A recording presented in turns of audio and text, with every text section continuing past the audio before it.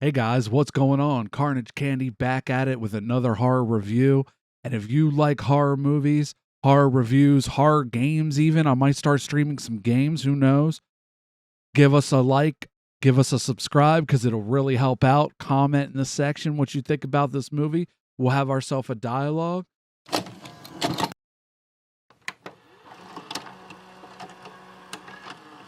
Death scenes are always much more elaborate. More blood, more gore. Carnage, candy. So I just got back from seeing Parker Finn's Smile 2. Honestly, wow.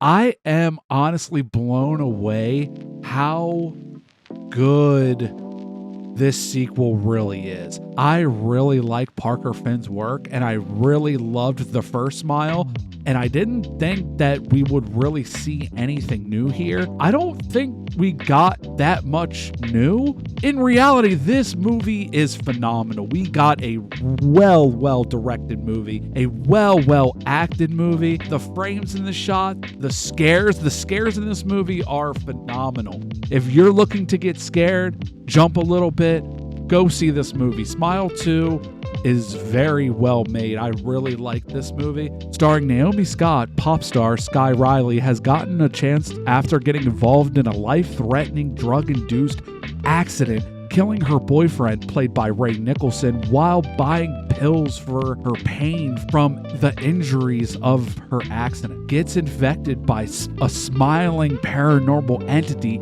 that eventually makes you commit suicide. So first things first, star Naomi Scott has literally stole the show here.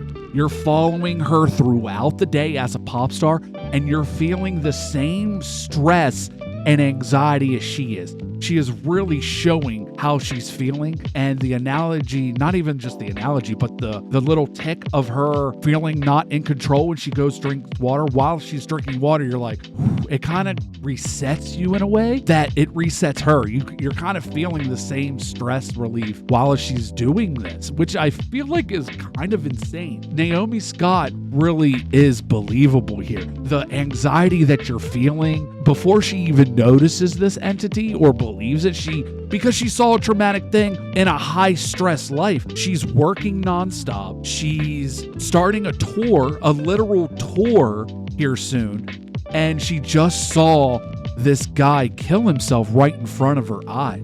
So she's completely lost it, and she doesn't really know if she's going crazy or not.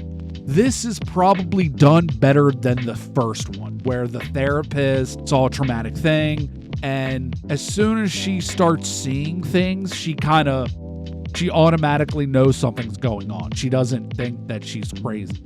With this one, she lives such a high stress life that she doesn't know what's going on and what's not going on, if she's just feeling traumatized by what just happened, or that's honestly what she believes, until this guy reaches out to her and says, yo. He says, yo. So I know what's going on. And you get some flashbacks in this movie, but I really like them, because the whole time I'm just thinking, I really want to see how this accident happened. And you assume that it's like drug induced and all that, but you also see some more emotional trauma with Skye Riley. You see how this accident started to unfold, and you see that she deals with the guilt of this accident happening, probably feels guilty coming out of the accident alive. So not only is she in a high stress situation where she's coming off of drugs, a high drug life, she's also dealing with guilt with killing her boyfriend, and she's also about to start a tour. So you're literally seeing this girl go crazy, and then on top of it, see somebody commit suicide right in front of her. She doesn't really know if what she's seeing is actual. And the way that was done was phenomenal. Honestly, this one is the perfect, this is the best Smile's probably going to get. I really can't wait to see what Parker Finn has in store for us after this story, because his character development's amazing. His scares are set up perfectly. The way he frames shots, the clean one shots that he has going on between Naomi Scott are just phenomenal. Ray Nicholson. Speaking of Ray Nicholson, his portrayal in this car scene, everybody wants to talk about his smile. We know he probably has a good smile. He has a different smile than his dad, but you see some of the influence in Jack from The Shining smile in this portrayal. Where he really shines is in the car accident. He kills it in this scene. This scene it just brings you in, and his animation, you just have, oh my goodness, I really, really don't like this guy. He's really an asshole. I really love his performance in this movie, and it cannot be underlooked. You know what these movies really do? I noticed this when I was watching the second time. It follows people that we don't really think about their mental health and their well-being. The first one followed a mental health worker. We don't really think about how their mental health is. We don't take the time to really think about how bad their mental health could be, because these are all people too. And the second one, especially with the second one, where it's a pop icon, we just assume their life is great because they're making money, but we don't really know what that entails. They have completely stressful lives, especially when they're about to start some sort of tour or really go in deep on their work. They don't really get any time to just to take in what's going on around them. They're just doing.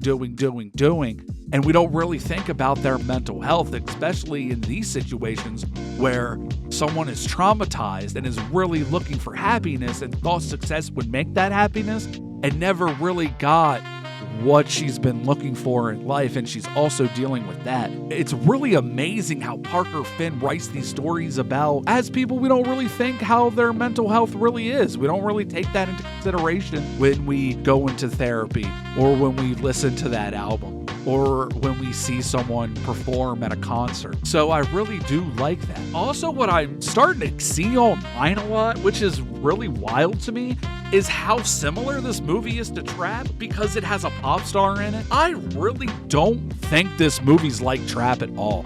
This movie is not a plug for Naomi Scott's music. Yes, Naomi Scott did all of the music here.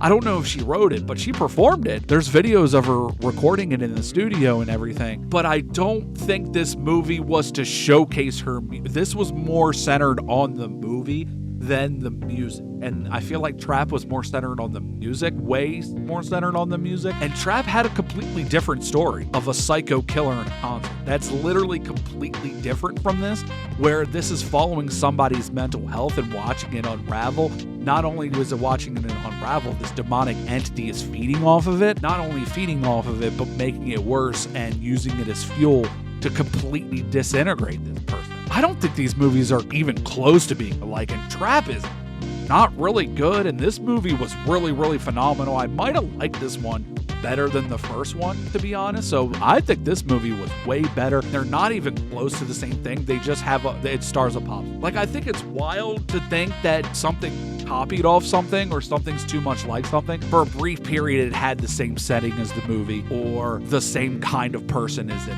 Like, there's other movies that have taxi drivers in it. There's other movies that have psychos in it. There's other slashers. That doesn't mean we're copying off of anybody or plagiarizing. With this movie, honestly, guys, I really want you to go out and see. I think this movie is a phenomenal movie.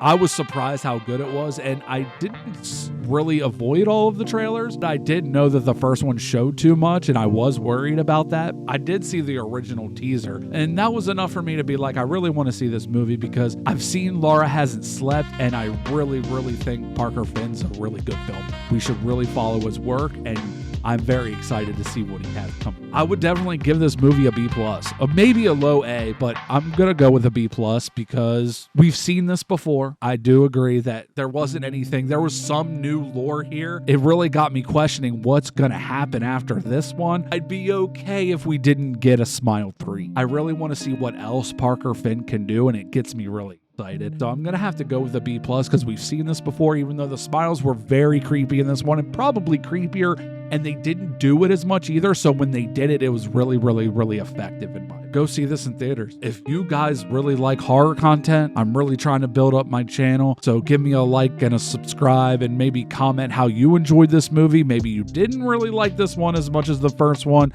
Let me know in the comments, because we all have opinions here, as long as we don't get into some crazy fights along the way. Take it easy. Till next time, guys, I'm going to be doing some more reviews for you guys, because we got a lot of bangers come out, so stay tuned for that. Take it easy, all right?